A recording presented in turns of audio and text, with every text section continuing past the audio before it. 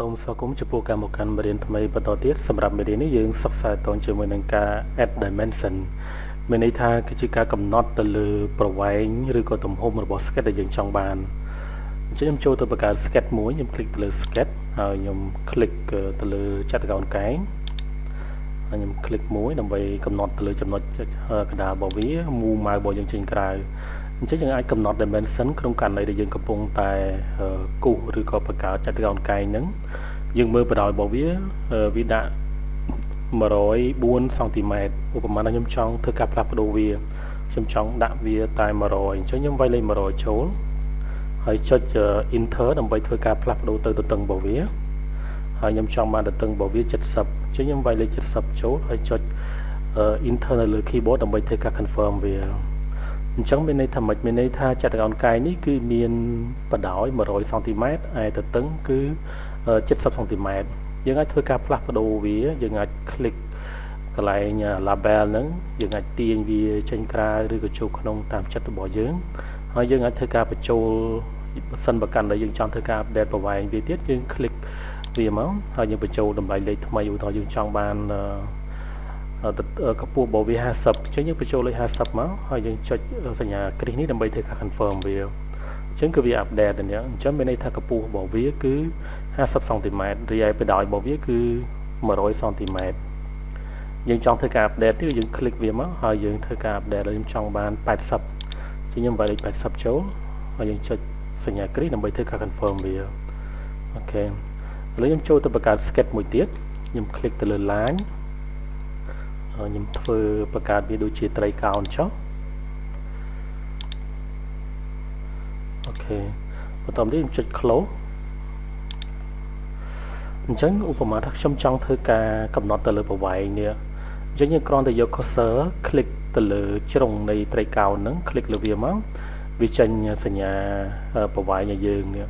ឲ្យយើងឃើញប្រវែងពិតរបស់វាបើសិនបើកាន់តែយើងចង់ធ្វើការ update អញ្ចឹងប្រវែងរបស់វាគឺ 65.2993 សង់ទីម៉ែត្រយើងចង់ធ្វើការ update វាគឺយើង click វាមកហើយយើងដាក់ចំនួនដែលយើងចង់បានឧទាហរណ៍យើងចង់បាន50យើងបញ្ចូលលេខ50ហើយយើងចុចសញ្ញាគ្រីសដើម្បីធ្វើការ confirm វាអញ្ចឹងប្រវែងនេះគឺ50សង់ទីម៉ែត្រមានប្រវែងកត់នេះពីចំណុចចាប់ផ្ដើមមកដល់ចំណុចចុងនេះឧបមាថាខ្ញុំចង់ធ្វើការវាស់ប្រវែងរបស់វាជាលក្ខណៈប្រឈរអញ្ចឹងខ្ញុំ click កន្លែងនឹងដដែល click មកហើយយើងដូរពី absolute យើងមក click នៅកន្លែងនេះយើងយកពាក្យថា horizontal នេះដល់ពេលណាយើង click មកគឺវា update មកពាក្យថា horizontal មានថាផ្ដេកអញ្ចឹងយើងចង់បានប្រវែងប្រមាណគឺយើងបញ្ចូលតម្លៃលេខទៅតាមប្រវែងឬក៏ទៅតាមចំនួនដែលយើងចង់បានឧទាហរណ៍ខ្ញុំចង់បាន30អញ្ចឹងខ្ញុំចុចលេខ3លេខ0ហើយចុចសញ្ញា confirm អញ្ចឹងយើងឃើញថាប្រវែងពីចំណុចនេះមកចំណុចនេះយើងឃើញនេះសញ្ញាព្រួយនេះវាបញ្ជាក់នេះទៅពេលណាយើងតម្លាក់ចំណោកែងមកគឺវាចំចំណុចនេះហើយនេះក៏អញ្ចឹងដែរនៅពេលណាយើងតម្លាក់ចំណោកែងមកគឺវាចំចំណុចនេះអញ្ចឹងមានន័យថាចម្ងាយពីចំណុចនេះមកចំណុចនេះបើសិនបើយើងវាស់ជាលក្ខណៈផ្ដេកគឺ30សង់ទីម៉ែត្រអូខេចុះបើសិនបើករណីយើងវាស់វាជាលក្ខណៈប្រឈរលក្ខណៈប្រឈរគឺយើងវាស់ពីចំណុចនេះមកចំណុចនេះចុះក្រោមយើង click កន្លែងនឹងដដែលយើង click កន្លែងលេខ30នឹងដដែលហើយយើងបញ្ចូលយើងចុចមុនយើងបញ្ចូលលេខគឺយើងចុចកន្លែងនេះយើង click វាមកវាដាក់ថា vertical មានន័យថាយើងវាស់វាជាលក្ខណៈប្រឈរឥឡូវខ្ញុំដាក់30ដែរយើងកំណត់តម្លៃលេខទៅតាមចំនួនដែលយើងចង់បានហើយយើងចុច confirm អញ្ចឹង label នេះគឺវាផ្លាស់ប្ដូរមកជាលក្ខណៈប្រឈរវិញមានន័យថាម៉េចមានន័យថាប្រវែងពីចំណុចនេះមកដល់ចំណុចនេះជាលក្ខណៈប្រឈរគឺ30សង់ទីម៉ែត្រអូខេចុះបើសិនបើករណីយើងចង់ធ្វើការវាស់មុំអញ្ចឹងឧទាហរណ៍ខ្ញុំចង់ធ្វើការកំណត់ទៅលើមុំរវាងអង្កត់នេះហើយនិងអង្កត់នេះទៅត្រង់ចំណុចនេះអញ្ចឹងគឺយើង select ទៅលើអង្កត់ទី1ហើយយើងចុច shift ហើយយើង click ទៅលើអង្កត់ទី2អញ្ចឹងគឺវាបើកឲ្យយើងតែម្ដងនេះឃើញទេនេះគឺជាមុំអញ្ចឹងយើងអាចកំណត់បានឧទាហរណ៍យើងចង់បានប៉ុន្មានយើងចង់បាន60យើងវាយលេខ60ចូលហើយចុច confirm វាអញ្ចឹងមានន័យថាម៉េចមានន័យថាមុំនៅកន្លែងនេះដែលផ្គុំឡើងដល់អង្កត់2នេះគឺ60ដឺក្រេឥ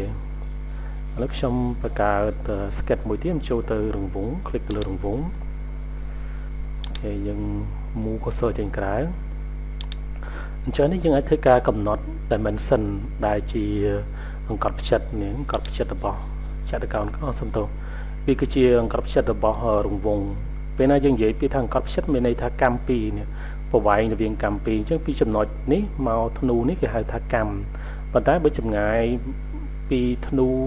មកចំហៀងនេះទៅមកចំហៀងនេះគេហៅថាអង្គត់ផ្ចិតអញ្ចឹងយើងអាចធ្វើការអាប់ដេតវាដែរឧទាហរណ៍យើងចង់បានប្រវែងប្រមាណអញ្ចឹងនេះគឺជាប្រវែងជាក់លាក់របស់វាគឺ 82.2192 សង់ទីម៉ែត្រឧទាហរណ៍យើងចង់បាន100អញ្ចឹងយើងคลิกកន្លែងហ្នឹងមកហើយយើងបញ្ចូលលេខយើងដាក់លេខ100ចូលហើយចុចសញ្ញា tick ដើម្បីទៅ confirm វាអញ្ចឹងរង្វង់ហ្នឹងគឺ update មានន័យថាអង្កត់ផ្ចិតរបស់វាគឺ100សង់ទីម៉ែត្របើសិនបើយើងនិយាយកម្មមានន័យថាអង្កត់ផ្ចិតចែកជា2ទៅបានកម្មអញ្ចឹងបាន50សង់ទីម៉ែត្រអញ្ចឹងសម្រាប់មេរៀននេះគឺយើងសិក្សាតូនជាមួយនឹងការ add dimension មានន័យថាការកំណត់ទៅលើប្រវែងរបស់ sketch ទៅតាមប្រវែងដែលយើងចង់បានសូមអរគុណសូមជម្រាបលា